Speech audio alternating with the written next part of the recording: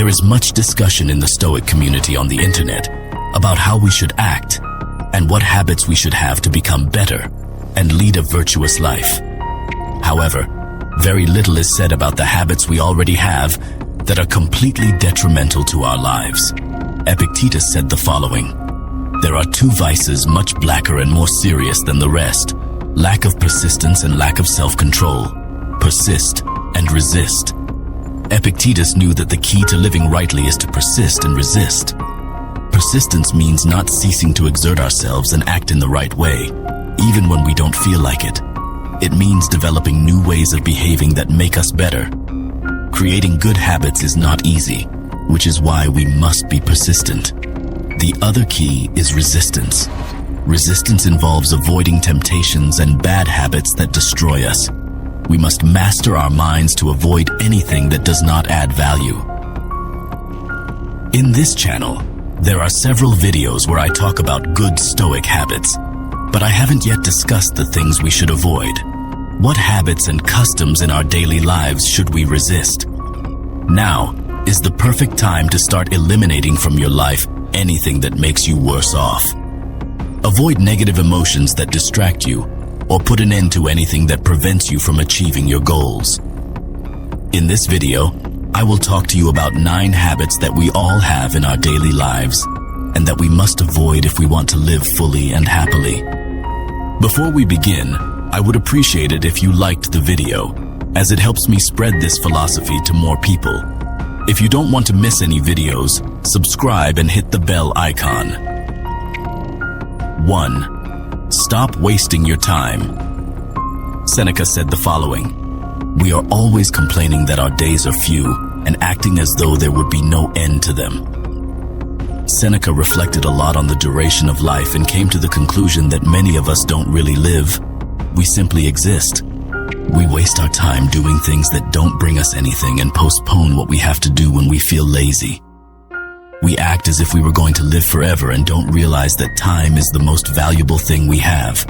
Nothing assures you that you will be alive tomorrow or in a position to do what you want. In the words of Marcus Aurelius, "You could leave life right now. Let that determine what you do and say and think." Let this reflection on time make you not waste it and value it as it deserves. The first step to living a good life is to start taking the time we have seriously. 2. Stop clinging emotionally to things. The Stoics believed that we have to learn to let go, not only on a physical level, but also on an emotional level. You have made a mistake in your life. Don't torture yourself with it. Learn from it so as not to repeat it. Guilt and regret do not help you. This does not mean that feeling these emotions is wrong. These emotions help us understand that we have acted wrongly. But once we have understood that we have acted poorly and learned from the situation to avoid making the same mistake again, we should not let these emotions continue to torment us. We all make mistakes. Don't suffer excessively for it, and always seek ways to grow from the error. 3. Stop procrastinating. Marcus Aurelius wrote in his Meditations the following: "You could be good today, but instead, you choose tomorrow." Or, in the words of Seneca, "The fool, with all his other faults, has this also: he is always getting ready to live." We prefer to say, "I'll do it tomorrow," instead of saying, "I'll never do it." Although many times when we postpone something, it's to never do it. If you have something to do it now. What sense does it make to postpone something you have to do, even if you feel lazy? It's always better to do what you must now for several reasons. The first, as I have already mentioned, is that our time is limited, and the second is that rest is enjoyed more when you have fulfilled your obligations. When you postpone something out of laziness, you feel guilty, and know that you should be doing something instead of resting. You don't enjoy the rest in the same way because deep down, you know you don't deserve it. The worst part is that sooner or later, you'll have to fulfill that obligation, so you haven't gained anything by postponing it.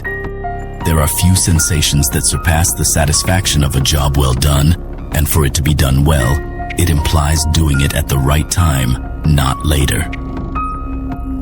4. Stop seeking benefit or recognition in everything you do. If you have done something well, if you have helped someone, if you have succeeded in something, stop seeking approval or recognition from others. Thinking that others have to thank you for what you do for them, or that they have to congratulate you for what you have achieved, will only generate suffering for you. You don't control what others think. You don't control if they appreciate or reject what you do. You only control your actions. Let the purpose of an action be the action itself, not the recognition. If you do something, let it be because it makes you happy, or because you believe it is the right thing to do.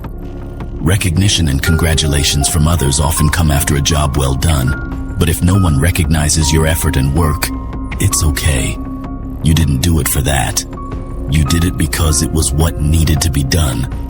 Understand that thinking this way will make you feel satisfied with yourself, regardless of what others think.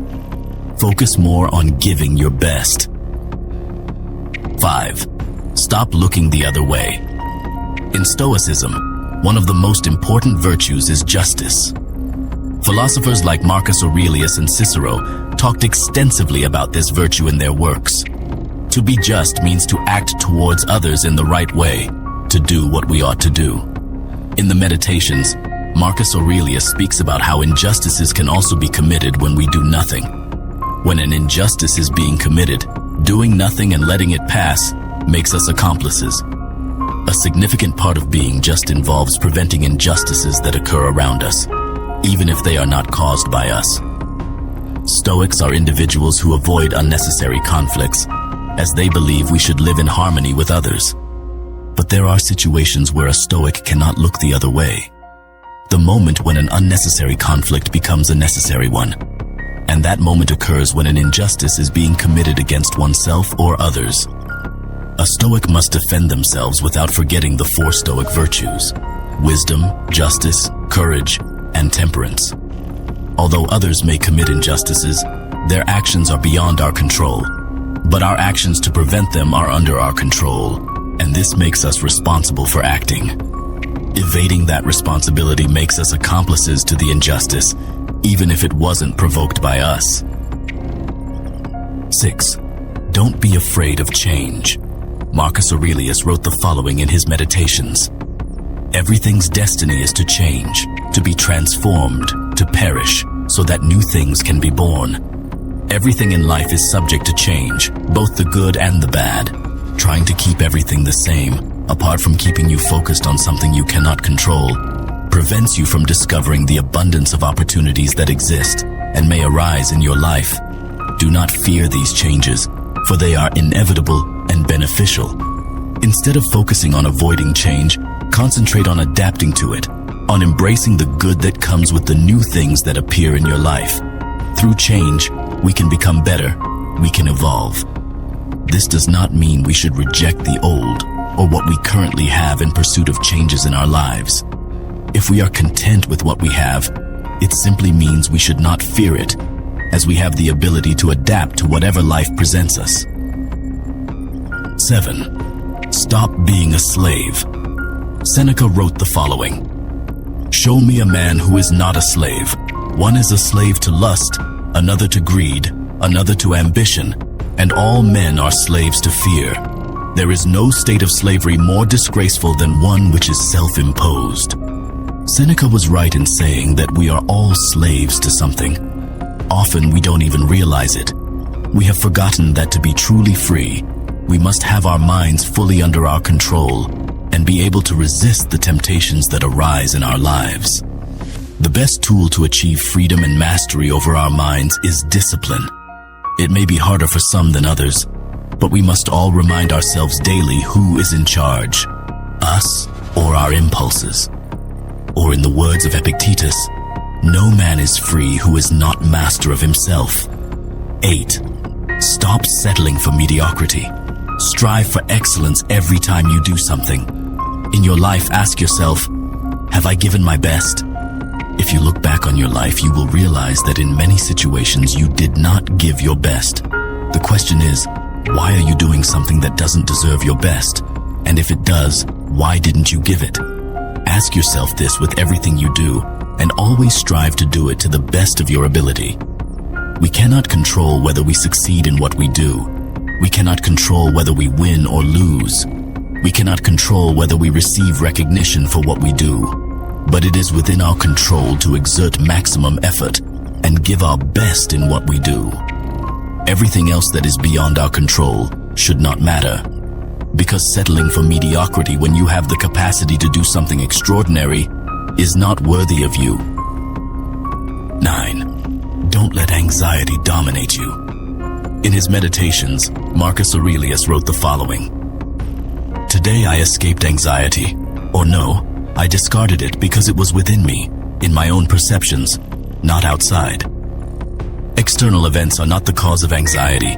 You are the sole responsible, as that sensation arises within you due to your thoughts about your future problems. Anxiety doesn't help you or make you better, nor does it serve to solve the problem. It is simply a thought that tortures you, contemplating what may or may not happen in the future.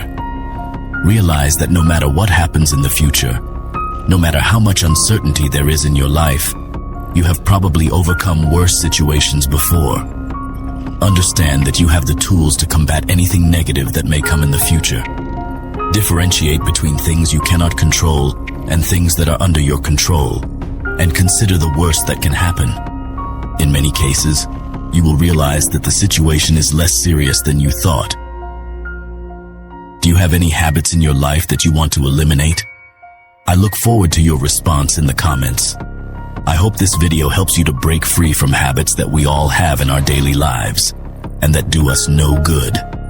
Removing these habits and incorporating new ones into your life, as explained in this channel, is the path to living a peaceful, happy, and purposeful life. Until next time,